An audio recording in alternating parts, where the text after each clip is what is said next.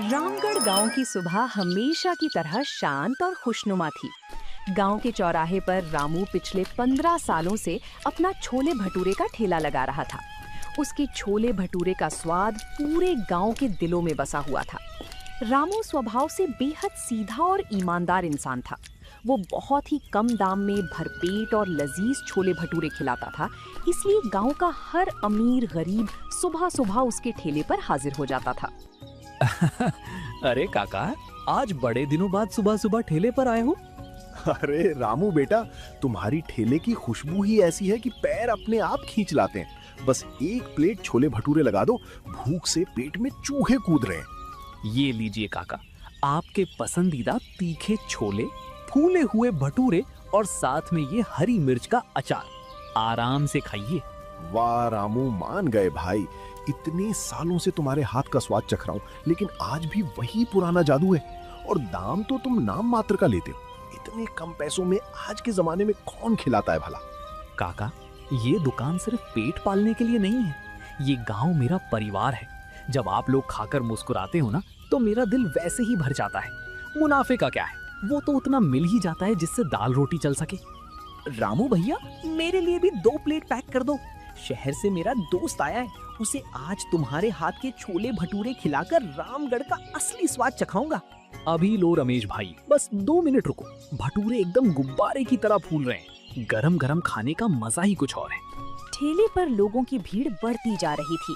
हर कोई रामू के स्वाद और उसकी ईमानदारी की तारीफ कर रहा था।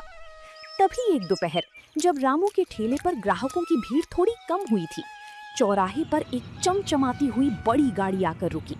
गाड़ी से एक आदमी उतरा जिसका नाम सिंघानिया था, जो शहर में कई बड़ी रेस्टोरेंट का मालिक था। वो गांव में किसी जमीन के सिलसिले से आया था, लेकिन चौराहे पर रामू के ठेले से उठती छोलों की खुशबू ने उसका ध्यान अपनी तरफ खींच लिया। तभी वो रामू के ठेले के पास आया। उफ, ये धूल मिट्टी और ये छोटा सा ठेला। ए भाई सुनना जरा, 1 प्लेट छोले भटूरे लगाना। देखना, सफाई से देना। जी साहब, आप रुकिए। हमारे यहाँ साफ सफाई का पूरा ध्यान रखा जाता है। ये लीजिए, खाकर बताइएगा कैसा लगा। सिंघानिया ने बड़े संकोच के साथ पहला निवाला अपने मुंह में डाला। जैसे ही छोलों का तीखा और चटपटा स्वाद उसकी जबान पर फैला, उसकी आंखें फटी की फटी रह गईं। वो शहर के बड़े बड़े 5 स्टार होटलों में खा चुका था, लेकिन ऐसा लाजवाब स्वाद उसने पहले कभी नहीं चखा था। वो पल भर में पूरी प्लेट सफा चट कर गया। भाई साहब, कमाल का स्वाद है तुम्हारे हाथ में। शहर के बड़े बड़े शेफ भी ऐसा खाना नहीं बना सकते। वैसे कितने पैसे हुए? साहब, सिर्फ 20 रुपए। क्या, सिर्फ 20 रुपए? इतने सस्ते में? पूरे गांव में इसके अलावा कोई और दुकान भी नहीं है, और लोग इसके स्वाद के दीवाने हैं। यहाँ धंधा चमकाया जा सकता है। देखो भाई, तुम्हारा नाम क्या है? जी, मुझे सब रामू कहते हैं। तो सुनो रामू, मैं शहर का बहुत बड़ा बिजनेसमैन हूँ, और मैं इस गांव में एक बहुत बड़ा आलीशान रेस्टोरेंट खोलने जा रहा हूँ, जहाँ बैठने की शानदार व्यवस्था होगी। मैं तुम्हें अपने उस रेस्टोरेंट में मेन बावर्ची यानी हेड शेफ की नौकरी देता हूँ। अब से तुम्हें ये ठेला वेला चलाने की कोई जरूरत नहीं है। महीने की पक्की सैलरी मिलेगी। बोलो, मंजूर है? साहब, आपकी बड़ी मेहरबानी कि आपने मेरे काम को इस काबिल समझा, लेकिन मैं आपका ये ऑफर स्वीकार नहीं कर सकता। मैं इस ठेले पर ही खुश हूँ। क्या तुम मना कर रहे हो? एक मामूली ठेले वाले होकर मेरे इतने बड़े ऑफर को लात मार रहे हो? दिमाग खराब हो गया है क्या तुम्हारा? नहीं साहब, दिमाग ठीक है। बस बात यह है कि मैं अपने इस ठेले का मालिक हूँ, किसी का नौकर नहीं। और यहाँ मैं अपनी मर्जी से गांव वालों को कम दाम में छोले भटूरे खिला पाता हूँ। आपकी दुकान में चीजें महंगी होंगी, जो मेरे गांव के आम लोग नहीं खरीद पाएंगे। इसलिए मैं आपसे माफी चाहता हूँ साहब।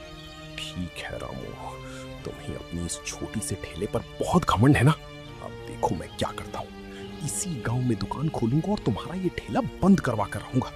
याद रखना मेरी बात। सिंघानिया गुस्से में पैर पटकता हुआ अपनी गाड़ी में बैठकर चला गया। रामू चुपचाप उसे देखता रहा। उसे लगा कि वो शहर का बाबू बस गुस्से में बोलकर गया है, लेकिन वो नहीं जानता था कि सिंघानिया अपनी जिद पूरी करने के लिए किसी भी हद तक जा सकता था। कुछ ही हफ्तों के भीतर सिंघानिया ने रामू के ठीक सामने एक बड़ी जमीन किराए पर ली और वहाँ एक बड़ी पक्की दुकान खड़ी कर दी। दुकान के बाहर ग्राहकों के बैठने के लिए शानदार कुर्सियां और मेज लगाई गईं। सिंघानिया ने शहर से एक दूसरी शातिर बावर्ची, जिसका नाम राजू था, उसे काम पर रख लिया। आइए भाई आइए, रामगढ़ के भाइयों और बहनों, आज से आपको धूल मिट्टी में खड़े होकर खाने की कोई जरूरत नहीं है। शहर का असली स्वाद आलीशान कुर्सियों पर बैठकर लीजिए और दाम सिर्फ 15 रुपए प्लेट। अरे भाई, ये तो कमाल हो गया। इतनी बड़ी दुकान, बैठने की इतनी बढ़िया जगह और दाम रामू के ठेले से भी 5 रुपए कम। हाँ यार रमेश, रामू तो 20 रुपए लेता है और वहाँ धूप में खड़े होकर खाना पड़ता है। यहाँ तो पंखे भी लगे हैं और दाम भी कम है। चलो आज यहीं खाकर देखते हैं। आइए बाबूजी, गरम गरम भटूरे खाइए। ऐसा स्वाद शहर के सिवाय कहीं नहीं मिलेगा। मालिक ने आप लोगों के आराम के लिए ही ये दुकान खोली है। देखते ही देखते रामू के ठेले के सामने खड़े लोग धीरे धीरे सिंघानिया की नई दुकान की तरफ बढ़ने लगे। रामू अपने ठेले पर अकेला खड़ा ये सब देख रहा था। क्यों रामू, कहा था ना तुम्हारा ये ठेला बंद करवा कर रहूंगा। आप खड़े खड़े मक्खियां मारो, मेरे पास पैसा भी है और दिमाग भी। तुम्हारा ये सड़ियल ठेला अब ज्यादा दिन नहीं टिकेगा। साहब, धंधा अपनी जगह है और किस्मत अपनी जगह। अगर भगवान ने मेरी किस्मत में आज भूखा रहना लिखा है तो मैं उसी भी स्वीकार करूंगा, लेकिन किसी का बुरा चाहकर मैं अपना पेट नहीं भरूंगा। रामू की बातें सुनकर सिंघानिया जोर से हंसा और पलटकर अपनी दुकान में चला गया। उस पूरे दिन रामू के ठेले पर गिनती के 2-4 लोग ही आए। रामू के बनाए हुए ज्यादातर छोले और गुंधा हुआ मैदा वैसे का वैसा ही रखा रह गया। दिन हफ्तों में और हफ्ते महीनों में बदल गए। सिंघानिया की दुकान पर लोगों की भीड़ दिन ब दिन बढ़ती ही जा रही थी। गांव के लोग अब पूरी तरह से रामू को भूल चुके थे। रामू रोज सुबह उम्मीद के साथ अपना ठेला लगाता, लेकिन शाम तक उसकी हांडी में छोले वैसे ही भरे रहते।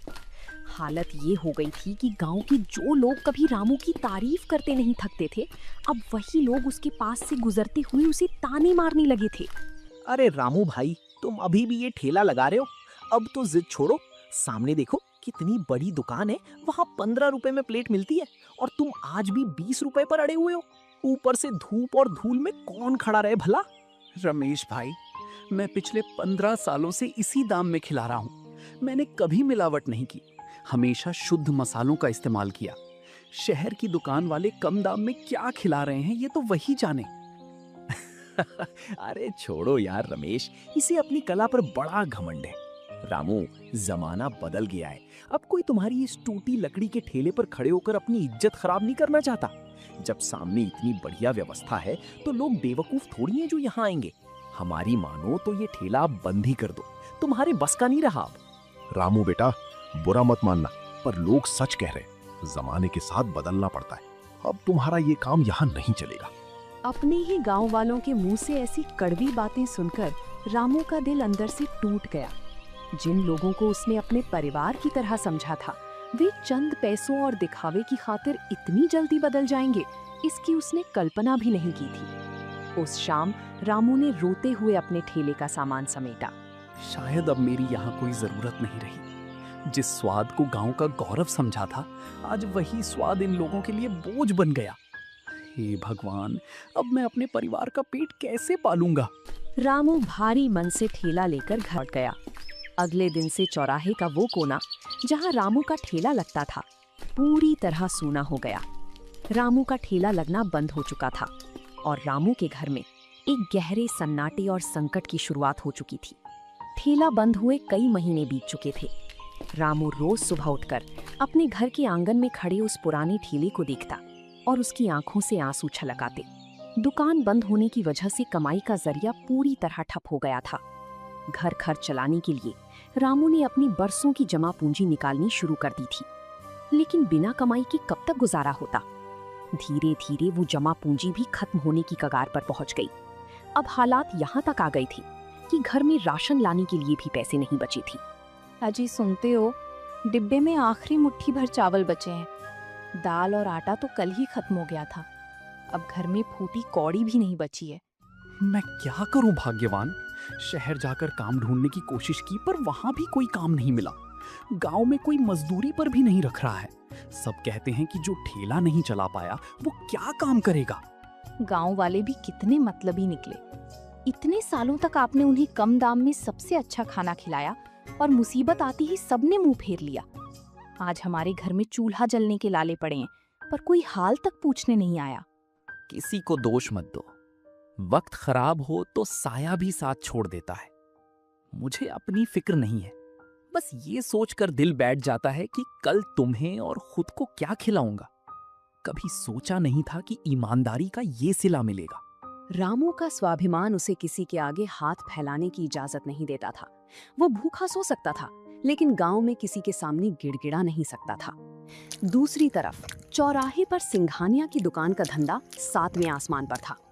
रामू का ठेला बंद होने के बाद अब पूरे रामगढ़ गांव में सिंघानिया के अलावा छोले भटूरे बेचने वाला कोई दूसरा नहीं बचा था।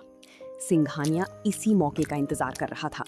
जैसे ही उसे पक्का यकीन हो गया कि रामू अब दोबारा कभी अपना ठेला नहीं लगाएगा और गांव वालों के पास कोई दूसरा विकल्प नहीं है, उसके अंदर का लालची बिजनेसमैन जाग गया। एक सुबह उसने चुपके से दुकान के बाहर लगा पुराना बोर्ड हटा दिया और नया बोर्ड टांग दिया। अरे सिंघानिया साहब, ये क्या? कल तो छोले भटूरे 15 रुपए प्लेट थे, आज सीधे 40 रुपए। ये तो दोगुने से भी ज्यादा दाम हो गया। हाँ भाई रमेश, धंधा है, कोई खैरात थोड़ी है। शहर से जो मसाले आते हैं उनके दाम बढ़ गए हैं, और फिर इतनी बढ़िया बैठने की जगह दी है, पंखे की हवा दी है, तो उसका खर्चा कौन देगा? खाना है तो 40 रुपए लगेंगे, नहीं तो रास्ता नापो। लेकिन साहब, ये तो सरासर लूट है। 40 रुपए गांव के लोगों के लिए बहुत ज्यादा है। रामू तो 20 रुपए में ही इतनी बढ़िया चीजें देता था। ओह सोहन भाई, रामू की बातें रामू के साथ गई। अब उसका ठेला तो है नहीं। पूरे गांव में घुमाओ, अगर कहीं और छोले भटूरे मिल जाए तो।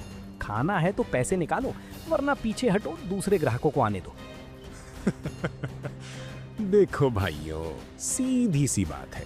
पूरे रामगढ़ में सिर्फ मेरी ही दुकान है। अब दाम तो मेरी मर्जी से ही तय होंगे। अगर 40 रुपए महंगे लग रहे हैं तो घर पर सूखी रोटी खाओ। यहाँ आना है तो जेब ढीली करनी ही पड़ेगी। गांव के लोग सिंघानिया और उसके बावर्ची की ये बेरुखी देखकर सन रह गए।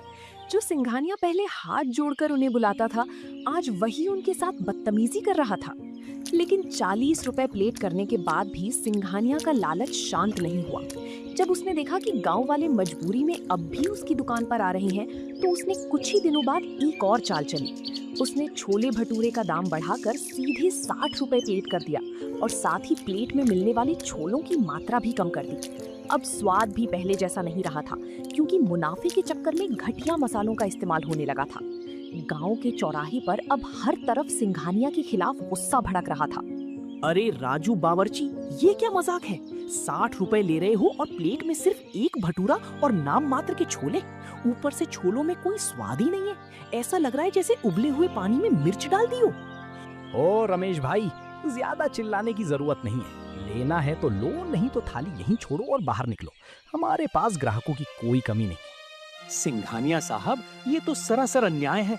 आप तो हम गांव वालों को लूट रहे हैं। जब दुकान खुली थी तब तो बड़े बड़े वादे किए थे कि आप हमारे भले के लिए आए हैं। आज आपका असली चेहरा सामने आ गया है।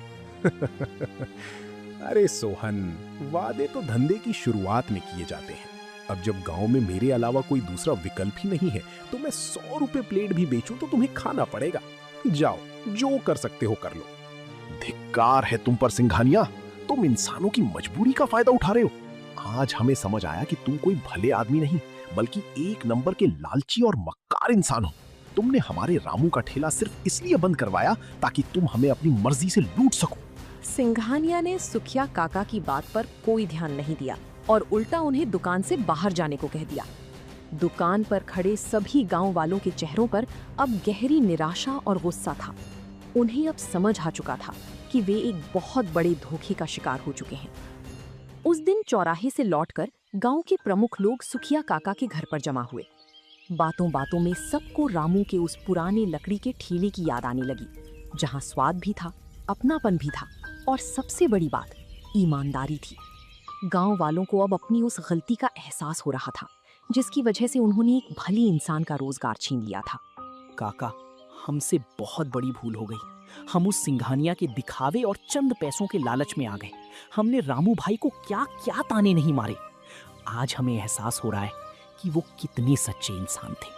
हाँ रमेश, रामू भाई पिछले 15 सालों से बिना दाम बढ़ाए हमें राजाओं जैसा खाना खिला रहे थे।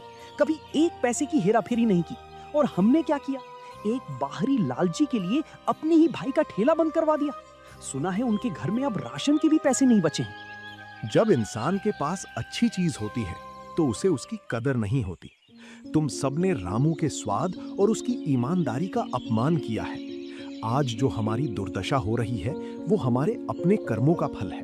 काका, अब हमसे ये जिल्लत और बर्दाश्त नहीं होती। क्या कोई ऐसा तरीका नहीं है जिससे हम अपनी गलती सुधार सकें?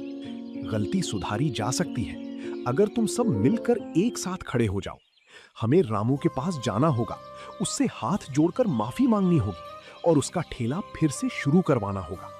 यही उस लालची सिंघानिया को सबसे बड़ा जवाब होगा। क्या तुम सब मेरे साथ चलने को तैयार हो? हाँ काका, हम सब आपके साथ हैं। हम आज ही रामू भाई के घर जाएंगे और उनसे माफी मांगेंगे। चाहे जो हो जाए, हम उनका ठेला फिर से लगवा कर ही दम लेंगे। गांव वालों का पछतावा अब एक संकल्प में बदल चुका था। वे सभी रामू के घर के आंगन में इकट्ठा हुए। तभी सुखिया काका ने कहा, रामू बेटा, हमसे बहुत बड़ी भूल हो गई जो हम उस शहर के लालची सिंघानिया के झांसे में आ गए। रामू भाई, हमें माफ कर दो। हमने तुम्हें बहुत कड़वी बातें कही, तुम्हारे सीधेपन का मजाक उड़ाया। लेकिन आज उस सिंघानिया ने हमारी आंखें खोल दी। हमें तुम्हारी ईमानदारी की कीमत अब समझ आई है। रमेश भाई, आप सब तो मेरा परिवार हो। मुझे आप लोगों से कोई शिकायत नहीं है। बस दुख इस बात का था कि इतने सालों के प्यार को आप सबने एक पल में भुला दिया। रामू भाई, तुम्हारी जगह कोई और होता तो शायद हमारा मुंह भी ना देखता। लेकिन तुम्हारा दिल बहुत बड़ा है।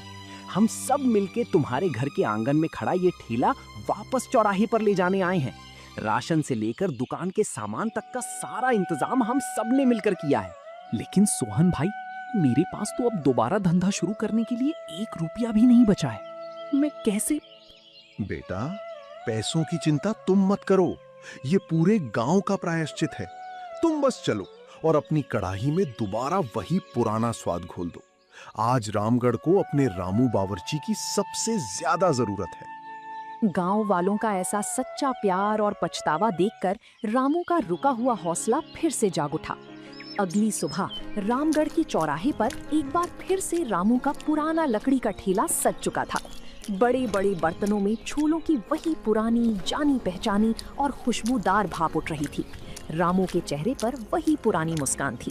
ठेला खुलते ही पूरे गांव की भीड़ सिंघानिया की दुकान के आगे से हटकर रामू के ठेले पर जमा हो गई। वाह भाई रामू, इसे कहते हैं अमृत। आज महीनों बाद पेट को तृप्ति मिली है। और दाम तो देखो, आज भी वही 20 रुपए। हाँ काका, स्वाद हो तो ऐसा। अब कोई मुफ्त में भी शानदार कुर्सी पर बिठाए तो भी हम रामू भाई का ठेला छोड़कर कहीं नहीं जाने वाले। सामने अपनी आलीशान दुकान पर खड़ा सिंघानिया ये सब देख रहा था। उसकी दुकान पूरी तरह खाली पड़ी थी। राजू बावर्ची कड़ाही के पास खड़ा खड़ा था। सिंघानिया गुस्से से तमतमाता हुआ रामू के ठेले के पास आया और चिल्लाने लगा, हे रामू, ये क्या तमाशा है? तुम फिर से ये सड़ियल ठेला लेकर यहाँ आ गए? और तुम गांव वालों, अक्ल घास चरने गई है क्या तुम्हारी? इतनी बड़ी दुकान छोड़कर इस धूल मिट्टी में खा रहे हो? ओ सिंघानिया साहब, जबान संभाल कर बात कीजिए। अब आपका ये घमंड और लूट यहाँ नहीं चलेगी। हमें समझ आ गया है कि असली स्वाद और इज्जत कहाँ मिलती है। आपकी इस आलीशान दुकान पर अब गांव का कोई आदमी पैर भी नहीं रखेगा। राजू, सुन रहा है ना? दाम सीधे 10 रुपए प्लेट कर दे। देखते हैं ये लोग कैसे नहीं आते। सिंघानिया, अब तुम 2 रुपए प्लेट भी कर दो ना, तो भी कोई तुम्हारे पास नहीं आएगा। तुमने हमारे भरोसे का सौदा किया था। अब अपना ये तामझाम समेटो और शहर वापस लौट जाओ, क्योंकि रामगढ़ में तुम्हारी दाल अब कभी नहीं गलेगी।